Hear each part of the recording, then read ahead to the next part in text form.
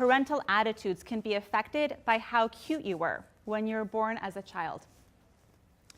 Likewise, another study conducted in the UK back in 2004 found that babies as young as 1 day old were more likely to gaze at images of attractive faces as opposed to unattractive faces.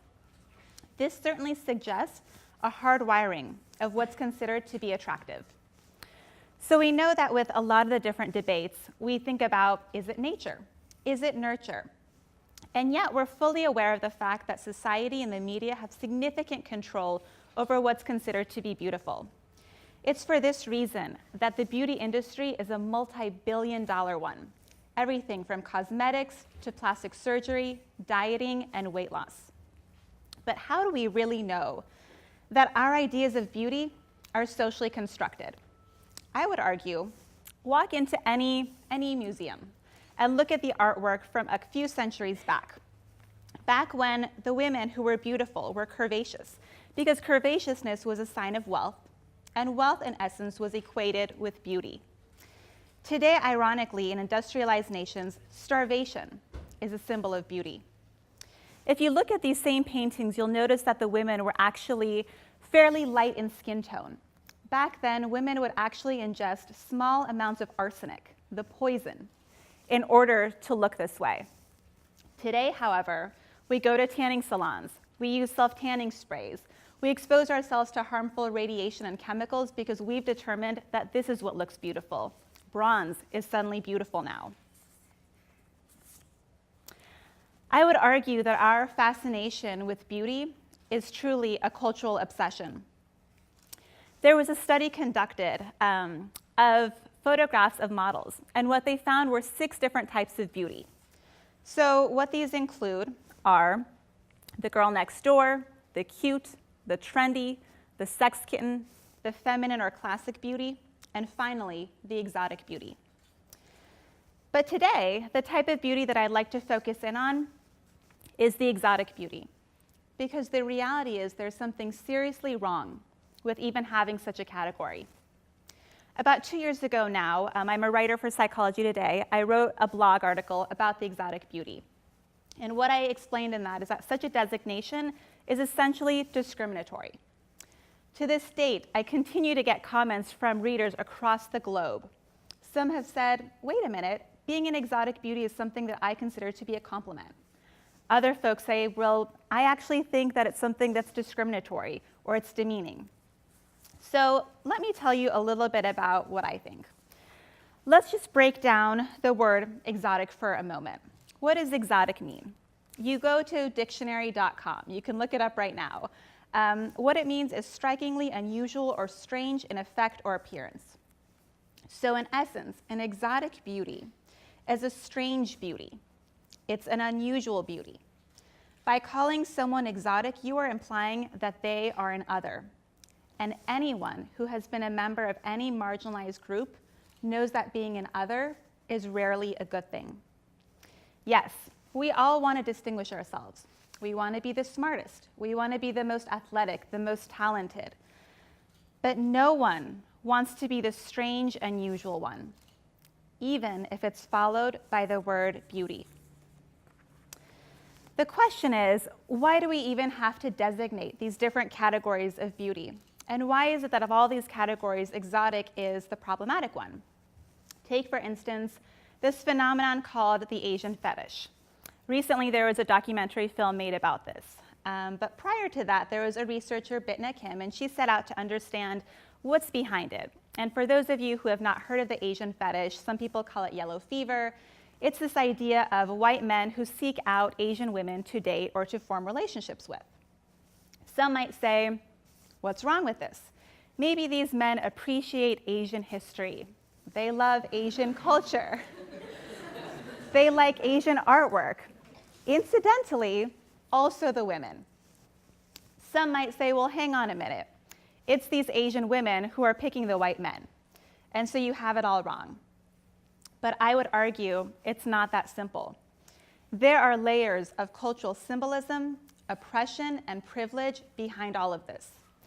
You see, in the study that was conducted, the men had pretty disturbing ways of explaining their fetishes. One example is a gentleman who said about the Asian fetish, "Women serve the men. They do things for him that the Western culture has long forgotten.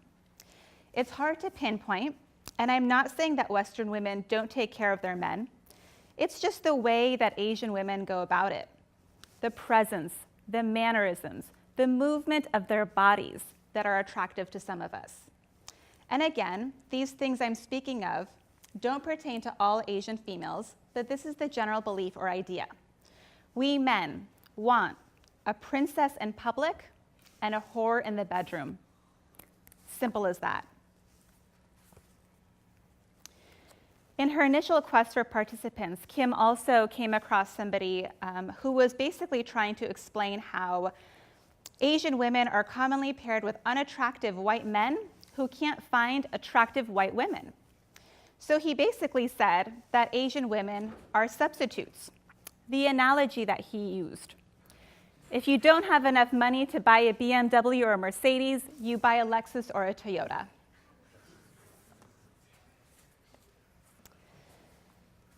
Some of you might be arguing, well, you know what, this was one study, one sample.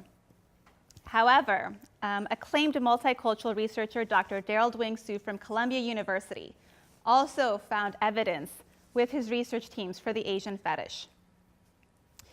In a study that he headed, they found multiple instances where Asian women were being exoticized and sexualized.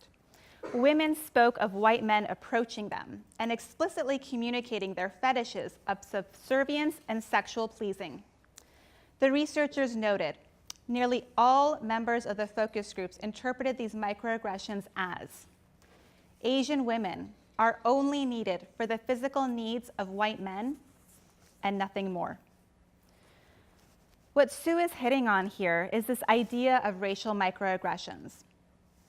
Racial microaggressions defined basically are brief, everyday exchanges that send denigrating messages to people of color because they belong to a racial minority group.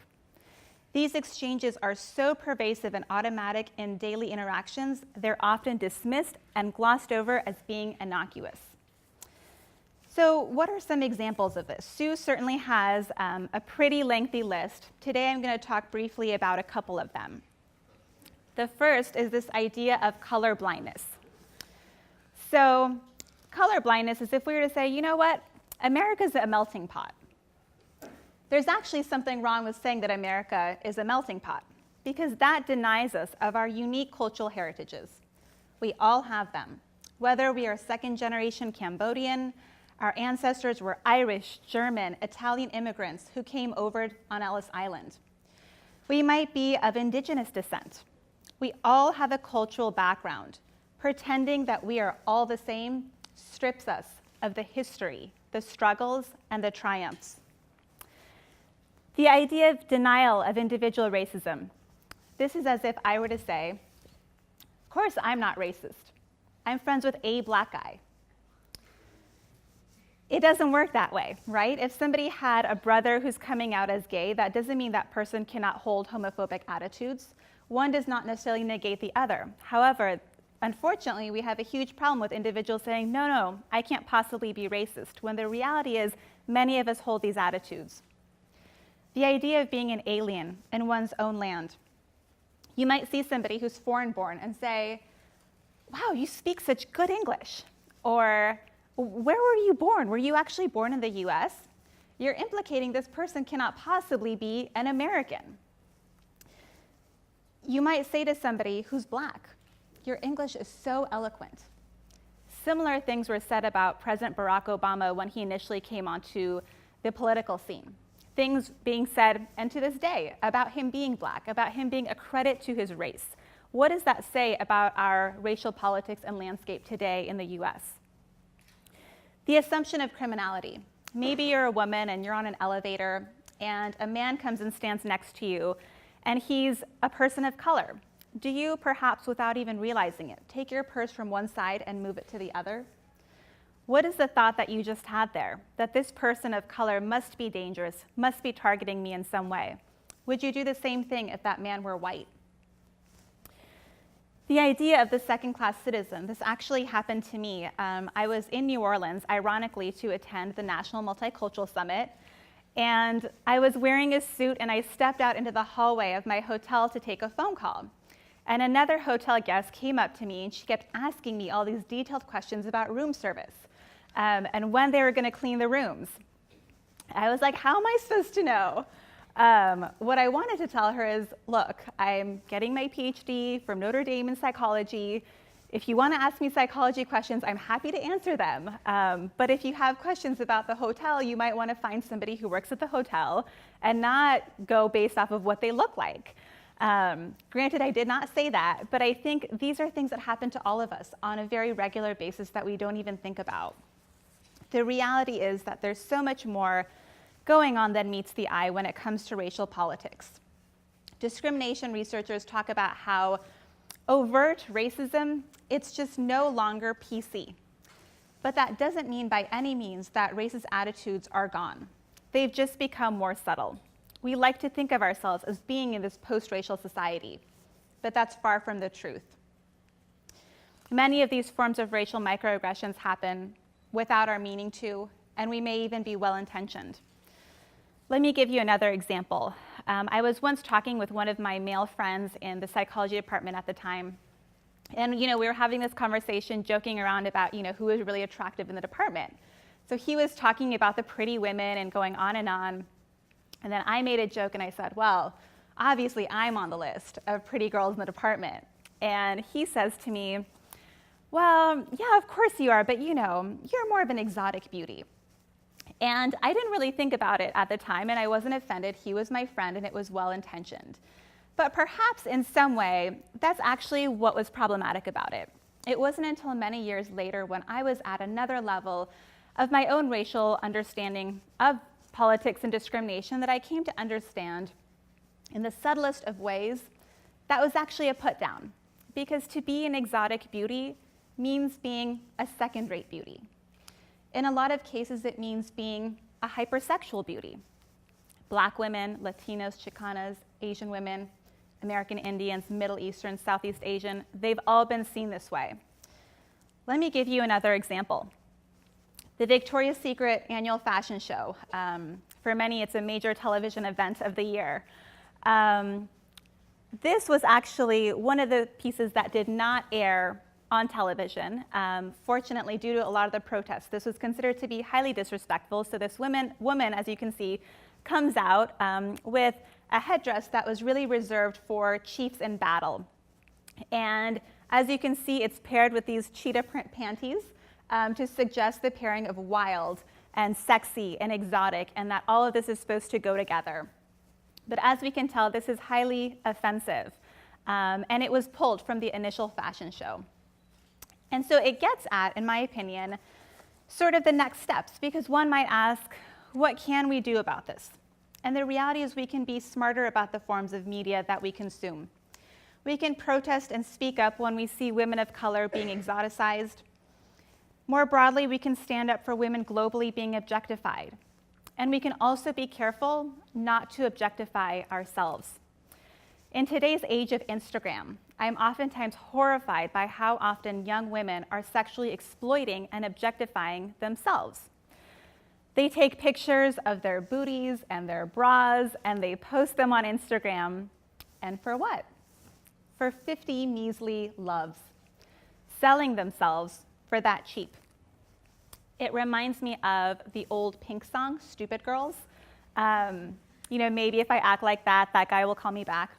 Sure, you've heard of it. And the part, though, that always gets to me is when she says, whatever happened to the dream of the girl president? She's in the video dancing next to 50 Cent. I wish I could say that's a major throwback, that things have changed significantly, but it hasn't. And so what I'm really asking of you today is to come to this deeper understanding of what beauty is really about. I'm asking you to respect yourselves and to respect each other, and to know that beauty is not skin deep, and to know that it's deeper in the soul. To think about beauty as being compassionate and loving, about humility, goodness to ourselves and to others, but also to think about what beauty means to yourself not narrowly defined by these categories that we are told each and every single day. And so with that, I would like to thank you all so much for your time. It's been so wonderful to get to speak to you all. Thank you.